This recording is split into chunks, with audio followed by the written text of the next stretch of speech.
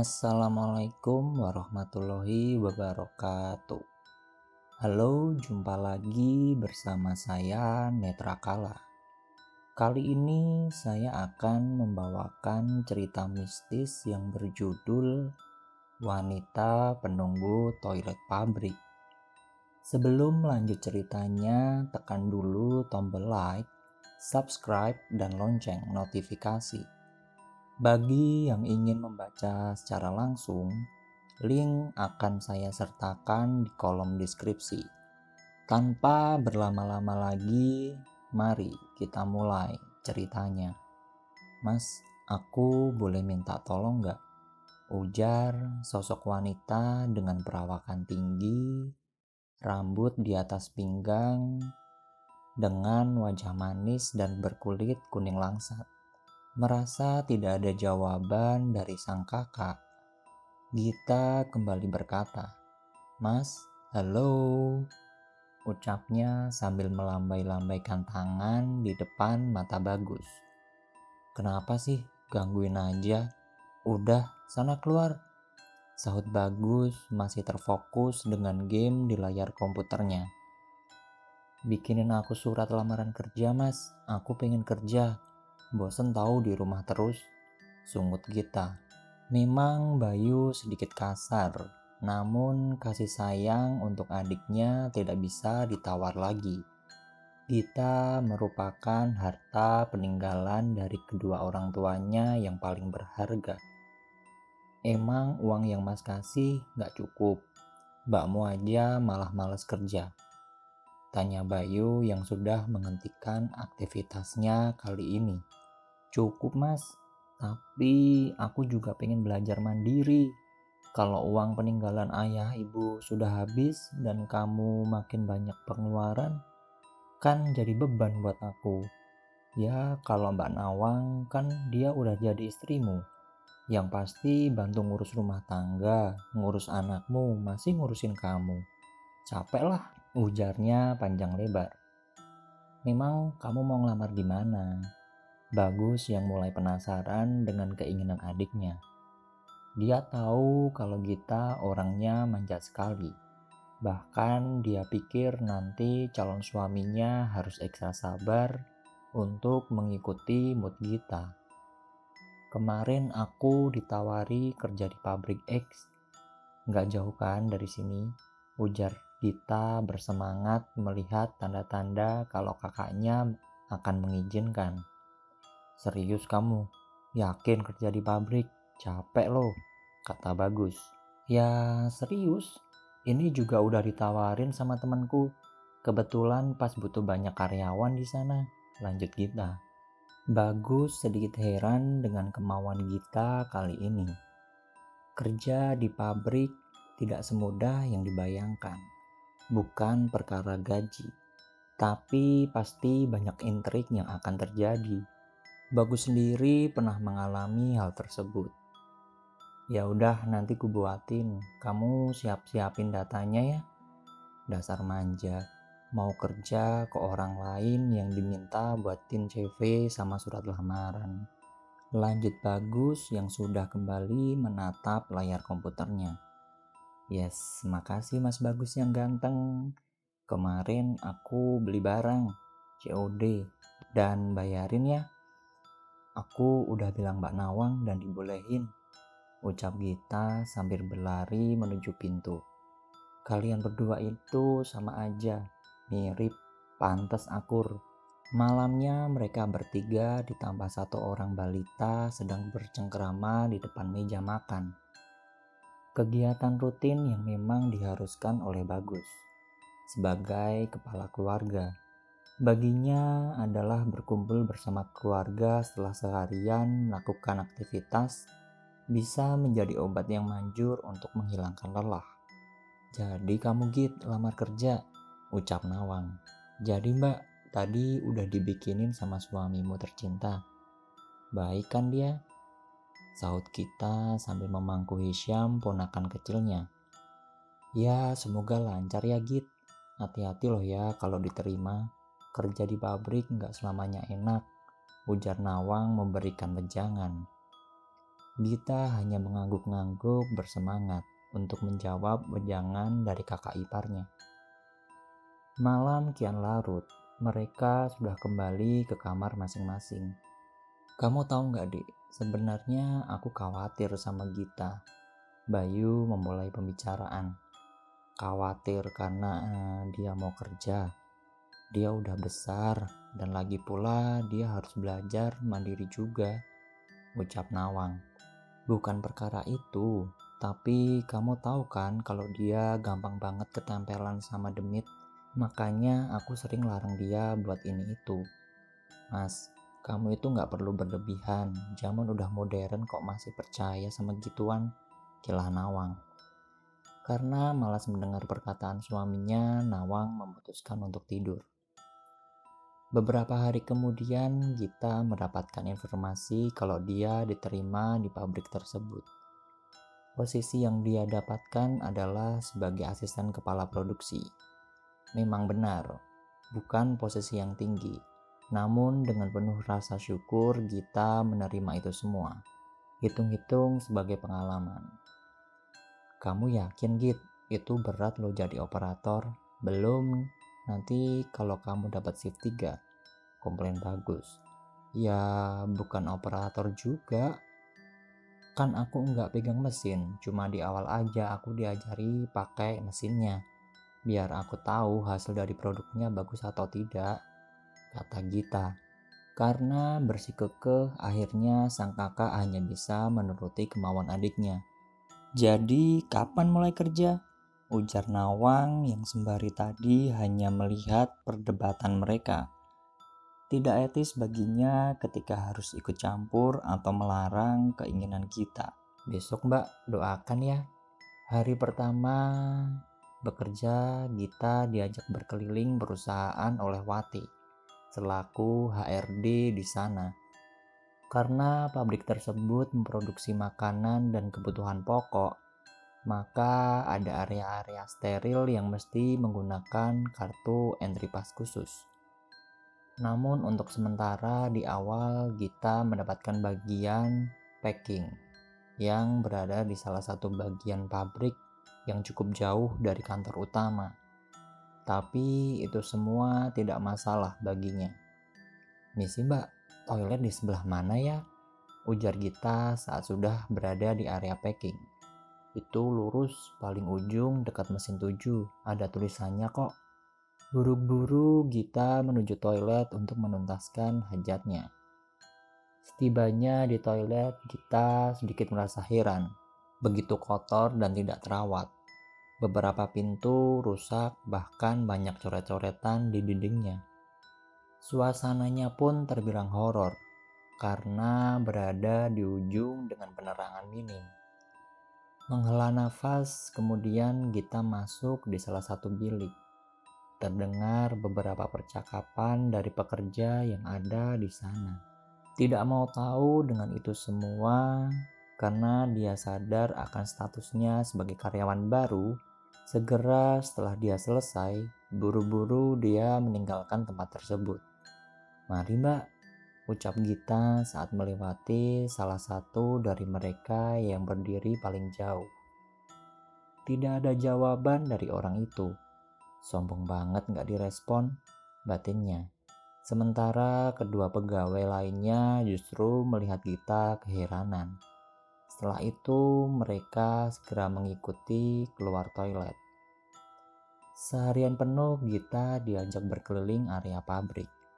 Beberapa terlihat bersih, namun juga ada area yang benar-benar kotor dan bisa disebut seram. Waktu sudah menunjukkan makan siang. Kali ini Gita bersama Wati duduk di kantin pabrik tersebut. Di sini kalau sudah malam, sebisanya jangan tidur di dekat gudang ya. Kalau pas jam rehat, jelas Wati sambil menyuap makan siangnya. Memang kenapa Mbak? Jawab Gita penasaran. Baginya area dekat gudang malah justru yang paling luas. Bisa digunakan untuk rehat sejenak kalau nanti dia dapat shift 3. Ya bahaya, kan forklift sering mondar-mandir di situ. "Kegiles kamu kalau tiduran di sana," jawabnya. "Oh, kirain kenapa? Kirain ada hantu." Lanjut hati dibuat tertawa oleh kita. Selama ini beragam orang sudah ditemuinya. Banyak yang percaya kalau pabrik itu gudangnya hantu, demit, siluman, dan lain-lain. Namun ada juga yang tidak percaya sama sekali hal-hal seperti itu. Dan sepertinya Gita salah satu orang yang percaya kalau hantu itu ada. Karena dirasa cukup, hari itu Gita pulang sesuai jadwal shift 1. Baru besok dia masuk di shift 2 sesuai dengan jadwal dari trainernya. "Mbak Mayang, ini Gita, anak baru yang bakal bantuin Mbak Mayang di sini." "Gita, ini Mbak Mayang yang bakal jadi trainer kamu dan partner kerja setelahnya ya," ucap Wati. Karena hari itu Gita dan Mayang shift sore, Wati tidak bisa berlama-lama. Segera dia kembali ke ruang HRD untuk siap-siap pulang. "Git, ada beberapa pantangan di sini. Bukan aku nakut-nakutin kamu, tapi lebih baik kamu dari awal tahu ya," ujar Mayang to the point. "Apa Mbak?" tanya Gita penasaran dengan pantangan yang diucapkan Mayang. "Kalau kamu ke toilet jangan sendirian. Sebisanya ajak temen mau siang atau malam," lanjutnya. "Emang kenapa?" Gita dibuat makin penasaran. "Ya nanti ada yang nemenin kalau kamu sendiri. Dan itu semua sudah menjadi mitos di sini. Yuk kita mulai kerjanya." Baru kali ini di dunia kerja ke toilet aja mesti ditemenin. Mirip anak sekolah, batin Gita. Tersenyum, dia mengiyakan semua yang diucapkan oleh seniornya. Kerjaannya sebetulnya tidak begitu berat. Dia hanya mengatur jumlah muatan yang keluar masuk area packing dan mengecek data-data. "Baru ya Mbak?" sapa salah seorang pegawai saat Gita ikut rehat bersama dengan karyawan lainnya di salah satu sudut bangunan. Iya Bu, baru 2 hari ini kerja," jawabnya. Karyawan tersebut hanya mengangguk-anggukkan kepala dan kemudian rebahan dengan menutup kepalanya menggunakan kain slayer.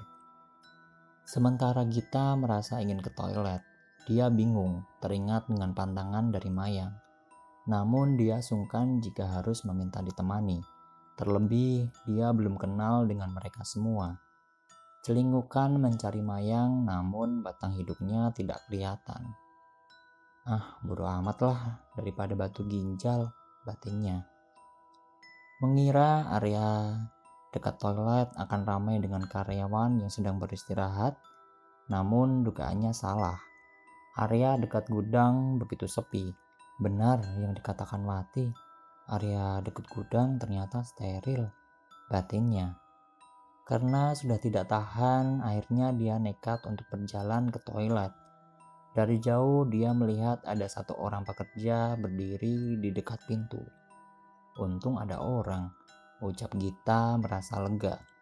Setelah mendekat, ternyata itu adalah wanita yang dia temui kemarin siang.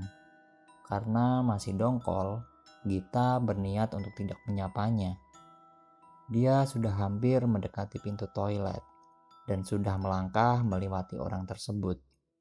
Tiba-tiba wanita itu menyapa, "Mbak, kok sendiri?" Karena merasa tidak enak, akhirnya Gita melepaskan egonya dan menjawab, Iya Mbak, saya orang baru, gak enak kalau saya ajak teman," jawabnya. "Ya udah, saya temenin ya Mbak, saya juga baru di sini." Melangkah, mereka berdua memasuki toilet. Ada 5 pintu di sana, dan di depannya terdapat cermin besar memanjang di atas wastafel. Segera dia masuk di bilik nomor 2, sedangkan wanita itu masuk ke bilik 4. Suasana toilet saat malam itu benar-benar mengerikan. Memang lampunya menyala, tapi suara tetes air kran yang rusak membuat buk meremang. Setelah selesai, segera kita beranjak keluar menuju wastafel untuk mencuci tangan. "Mbak, Mau saya tungguin atau gimana? Tawar Gita. Sebentar ya mbak, ditunggu sebentar. Saya takut kalau sendirian, ucapnya. Sementara menunggu, Gita mencoba membenahi tampilannya. Bukan make up, percuma pakai make up di sini karena pasti akan keringetan. Sudah hampir 10 menit dia menunggu, tapi belum mendengar suara flash dari kloset. Agak dongkol, Gita berucap, "Mbak, masih lama?" Tidak ada jawaban. Loh, tidur po di dalam, sungut Gita. Karena kesal dia mencoba mengetok bilik pintu toilet tersebut. Namun karena tenaga yang tidak terkontrol, akhirnya justru malah bukan hanya mengetok. Namun Gita tanpa sengaja membuka pintu tersebut. Maaf mbak, ucap Gita. Terkaget bilik tersebut ternyata kosong. Tidak ada orang sama sekali. Seketika Gita merinding dan merasa lemas. Karena takut, segera dia berlari keluar dari toilet itu. Sesampainya di dekat meja kerjanya, Gita terengah-engah. Astaga, jelas tadi dia ada di sana dan minta untuk ditunggu. Kok udah gak ada sih? Batin Gita kebingungan. Mungkin ini pantangan dari Mayang. Karena tidak mau kena omel di awal kerja, akhirnya Gita memutuskan untuk tidak menceritakan kejadian tersebut kepada siapapun. Seminggu sudah dia bekerja di pabrik itu. Sampai akhirnya dia mendapatkan shift 3, yang berarti semalaman dia harus bekerja di sana. Git, nanti kamu handle mesin 67 ya. Kalau ada yang perlu ditanyakan langsung bilang via HT, biar aku langsung tahu, terang Mayang. Oke, siap mbak. Berjalan menuju mesin 6 dan 7 membuat Gita teringat kejadian kemarin. Kali ini dia bertekad untuk tidak banyak minum, agar tidak perlu ke toilet. Namun niatnya hanya sebatas niat, karena kondisi bangunan pabrik yang panas, sudah beberapa gelas air dingin dia tenggak. Bodohnya dia lupa kalau minum air dingin membuat dia akan lebih sering ingin kencing. Tapi untungnya kali ini dia sudah mengenal beberapa orang dan mereka mau mengantarkan Gita. Waktu berlalu, bel rehat sudah dibunyikan. Kali ini pekerja mendapatkan waktu 2 jam untuk beristirahat. Semua mesin mati, suasana terlihat senyap, hanya dengung percakapan yang ia dengar. Kita masih berada di area mesin 6 dan 7 karena beberapa produk masih keluar dari mesin tersebut. Sedang operator yang bertanggung jawab sudah beranjak entah kemana. Nasib orang baru, batin Gita. 15 menit berlalu. Akhirnya pengecekan sudah selesai semua. Para pegawai sudah beristirahat di dekat mesin 1 dan 2. Yang cukup jauh. Karena malas berdesak-desakan, akhirnya Gita memilih untuk beristirahat di meja kerjanya. Memang berada di lantai 2, daripada nanti dia tidak bisa tidur. Berjalan menuju lantai 2, dia kira bakal ada beberapa orang yang akan dia temui. Namun cuma ada Mayang dan Pak Nanang. Git, sini, mau kopi enggak? Tawar Mayang setelah melihat kita masuk ruangan. Enggak, nanti malah gak bisa tidur, jawabnya. Kamu ini tidur 2 jam itu nanggung Git, sahut Pak Nanang. Kan lumayan pak, bisa tidur 2 jam, ujar Gita sambil duduk di depan mejanya dan menyandarkan kepala di atas tangan. Pelan dia merasakan ngantuk. Beberapa saat dia mendengar percakapan mereka. Namun selepas itu Gita sudah melesat ke alam mimpi. Terbangun karena Gita merasa ada sesuatu yang membelai kepalanya. Duh, Mbak Mayang ini kenapa sih gangguin aja? Dengan kesadaran yang belum pulih sepenuhnya, masih terasa belayan di kepalanya. Lama-lama dia risih. Sontak dia berucap, "Ngapain sih mbak? Geli ah," kata Gita. Namun tidak ada jawaban.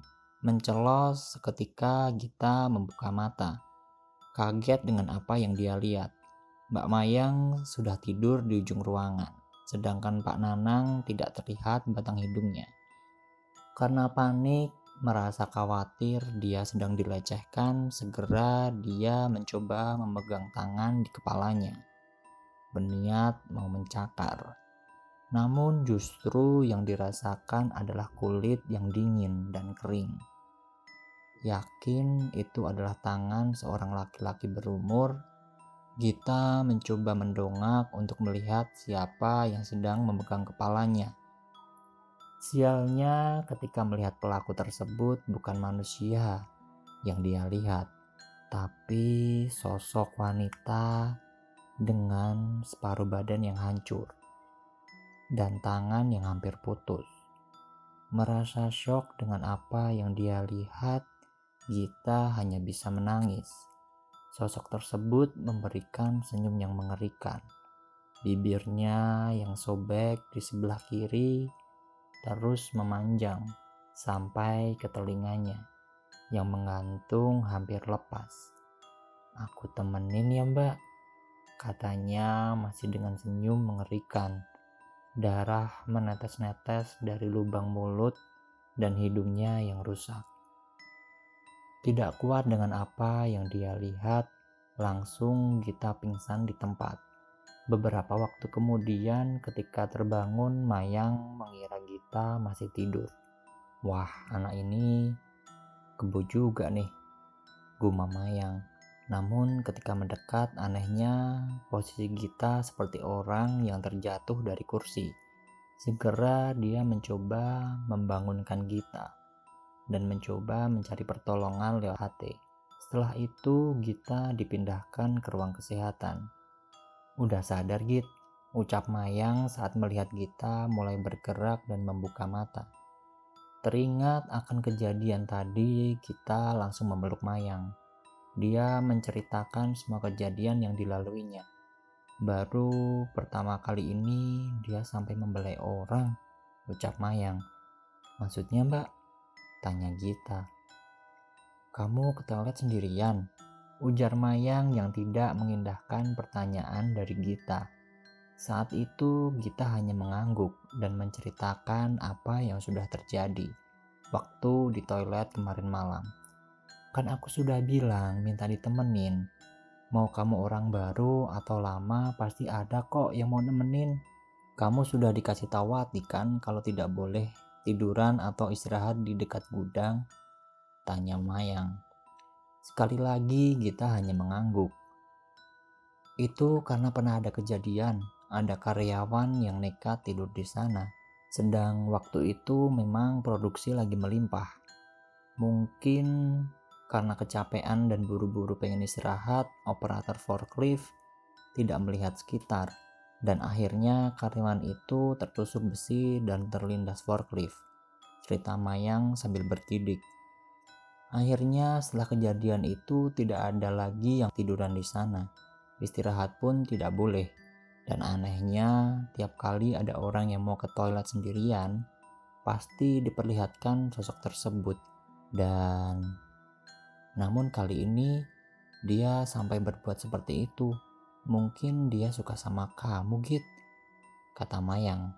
Merasa resah dengan apa yang dikatakan Mayang, akhirnya Gita memutuskan untuk langsung berhenti bekerja dengan alasan tidak betah dengan sistem kerja yang berada di sana. Namun beberapa hari setelah kejadian di pabrik itu, seringkali Gita memimpikan sosok tersebut dan selalu meminta Gita untuk ikut dengannya. Karena takut, akhirnya dia dan kakaknya sepakat untuk memanggil orang pintar. "Darah Selasa Kliwon memang wangi ya mbak," ucap orang tersebut setelah melakukan pembersihan di diri Gita. Tidak ada kejadian aneh lagi, namun tetap Gita masih selalu was-was jika harus pergi ke tempat-tempat wingit. Dia takut jika diikuti oleh mereka. Sekian. Nah, itulah cerita seram yang dialami oleh Gita saat bekerja di salah satu pabrik X di kotanya. Di sini kita bisa belajar bahwa mereka bisa menggoda kita dengan cara apapun, dan ketakutan itu berawal dari pikiran kita. Sekian, terima kasih. Assalamualaikum warahmatullahi wabarakatuh.